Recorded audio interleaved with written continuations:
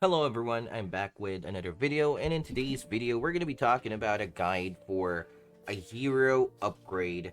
Well, I would really recommend this for lower ranks instead of a high rank point of view, because technically speaking my heroes are still weak for rank 26 and above. Okay, but here we go. I solely went ahead and upgraded my hero according to how they are supposed to be used. Okay, focused more on survivability as well as a little bit of damage and so on. But of course, before we start, make sure to subscribe. Turn on the notification to all notifications so you won't miss an upload or stream from my channel, and smash the like button. I'd highly appreciate that. So for the resistance, we're gonna go first with the Wasp. Okay, what about this? What about the Wasp? Now, if you can actually read the description of the Wasp, it is actually a light helicopter, alright, to provide fire support to the storming squads. Wasp alone doesn't pose a serious threat. However, as a support unit, it may significantly increase the firepower of the army, its acid burst deals, etc. etc. Okay, so let's first cover the the skill. Okay, the skill of the Wasp is more on increasing the damage that you can deal versus the enemy's army. And as you can see, the damage of the acid strike is not really that much, to be honest with you, but the effect of it is. Okay, so the higher the class of your hero, the more effective the skills will be. Okay, now the duration of the acid burst is 11 seconds. This is very good when it comes to dealing damage, especially when it has a shield. Okay, now the distance of activation, the explosion radius, and of course the time that it takes to prepare to fire the weapon. Now its effectiveness for what class do I have? Class 6 is, let's see, 41% damage increase. Just imagine if you have a Jaguar, for example, a Jaguar which fires 784, so you multiply that by 4. Okay, so that's how it is. Well, no, not really multiply. Okay, I'm sorry about that. So 10% of this 78, and then times 2, that will be so on and so forth. And then that's how the damage increase will be based on percentage. So you multiply the 784 by 0.41%, so you'll get the answer, and that's going to be the increase of the damage, which is a very big deal. It's like a damage buff.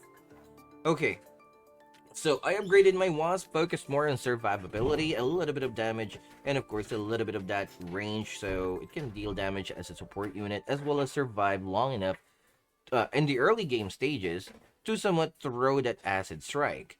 Okay, so I focused more on the HP. As you guys can see, I have more on the HP here. And then the armor, yes, it is not maxed because I'm already high rank, but at lower ranks you can certainly max this out at lower classes. Okay, so focus more on HP as it will increase the speed and maneuverability, its ability to turn around quickly. It'll be upgraded there on the HP. Okay, making it more tankier as well as faster, and can turn around faster. Maximum speed is 120 resources, or no, 120 cells per minute, so that's quite fast. Okay, next up is the armor. I upgraded the armor here sincerely because, a light helicopter is basically like a paper plane, and it's not really gonna last long. Okay, even against infantry. Alright, so you better accept that fact. Otherwise, you're not gonna be able to use the Wasp good enough. Now, we covered the passive ability. The passive ability is what helps Wasp survive against anti-air and so on and so forth. It reduces the damage or firing accuracy. Basically, when the enemy misses the Wasp, it technically deals no damage. So it has a firing accuracy reduction of 47% in general to all Avia units that are inside it. Again, this does not cover ground units. Okay? Now, we move on to the damage. Alright, so a little bit of damage here is really needed to, of course, help out against those infantry stuff and so on. And then the light missile. Again, I'm leaning towards the survivability here. That's why I upgraded the HP and the armor, because I'm leaning towards using the skill and run away. Okay? The only reason why I upgraded the Sting Capsule Missile and then the launcher is for me to gain more range and early unit aggression thingy. Okay, meaning you can compete against super containers at the start of the battle. Yeah, at the start, and that's basically it. Okay, now we move on to the mold. Okay, again, it applies here that the higher the class, the more effective the turret will be. However, this does not affect the repair itself. Okay, and then its passive ability is when the HP is less than 40% or reduced to 40%, it completely goes underground, decreasing incoming damage by up to 75%. Again, the passive abilities effectiveness can be increased by increasing the class. Okay, so yes.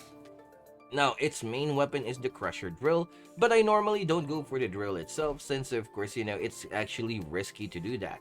Now, I only have class 5 here, and my main point for using the mole is, kind of a support unit once more. Okay? A support unit meaning it will be actively helping your army in the background. Okay? So, I upgraded the HP, making it more tankier as well as tank more hits, and increasing the speed, maximum of 60. So, it's not really that slow. It's actually on the average side of speed when it comes to other resistance units or land army units. Now, if you haven't, I don't really have this maxed out, but as you can see, it's 8,000 HP, and then the armor is insane as well. So, March mode, it has 150 armor, and then 202 while on workshop mode or siege mode.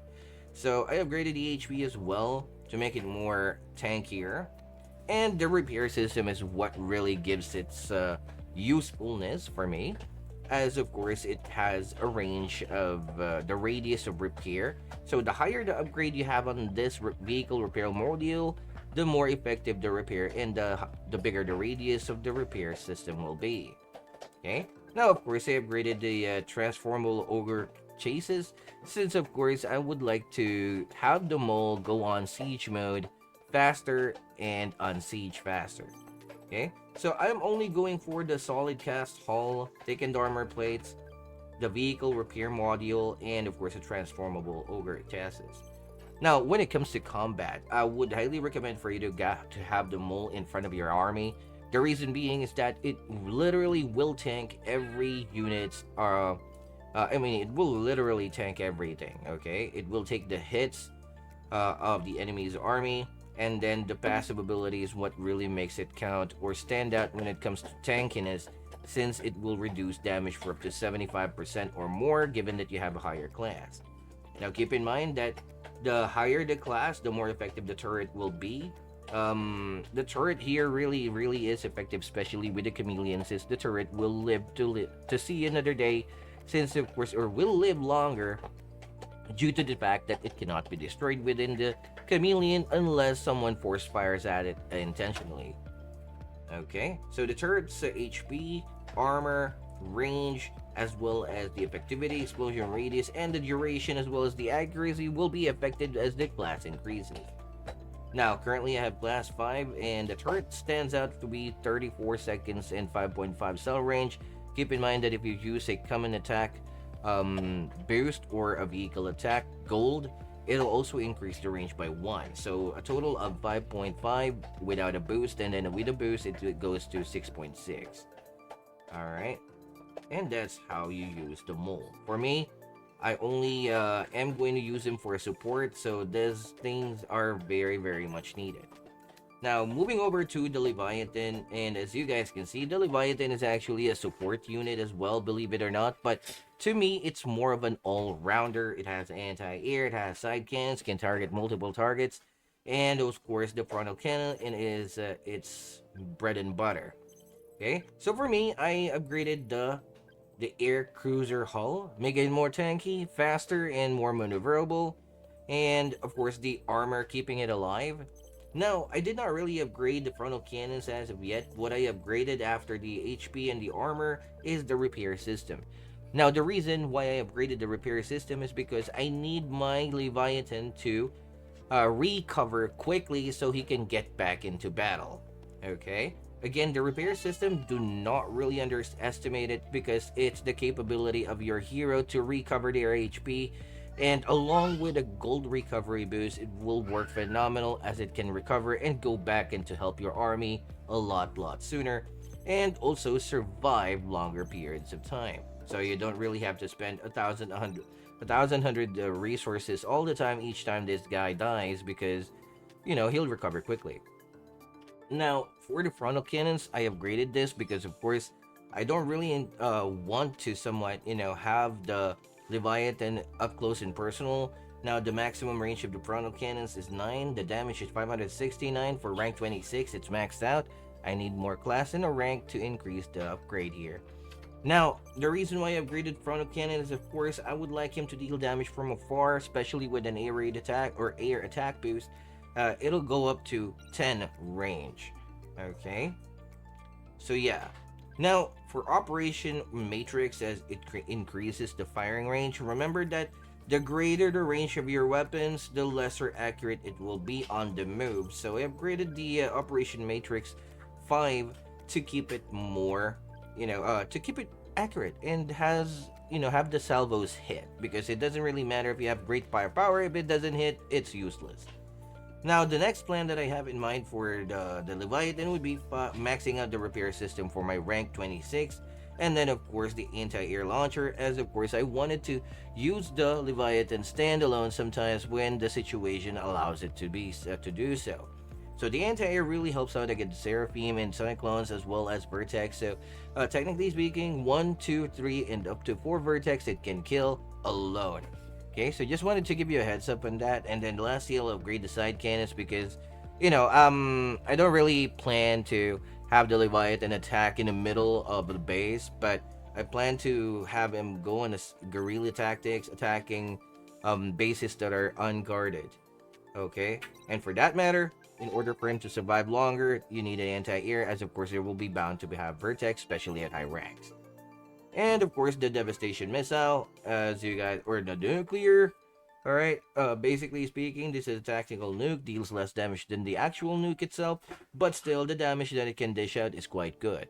Now, for rank 26, class 6 is not really enough, but for lower classes or lower ranks, yes, it will be very, very effective. So I would highly recommend for you to use the devastation on top of a hill while your Leviathan is positioned on top of a hill. All right, that's what I would really recommend. Now it actually works hand in hand with the acid burst or the acid strike, as of course it will increase the damage by 40%. So 40% of what I currently have of 15,000. So you multiply that by 0.40, 1%, and the damage will be insane. All right, so yeah, that's actually how I wanted to use my heroes according to their role. Okay, so I have only upgraded the stuff limited because I am only limited to my class and I'm not really a big whale as to somewhat, purchase a bunch of the hero tickets or hero blueprints or whatever to, to increase their classes, making them more effective. So I'm just a regular average guy, noob guy, who wanted to somewhat, make the most out of those heroes with what I have.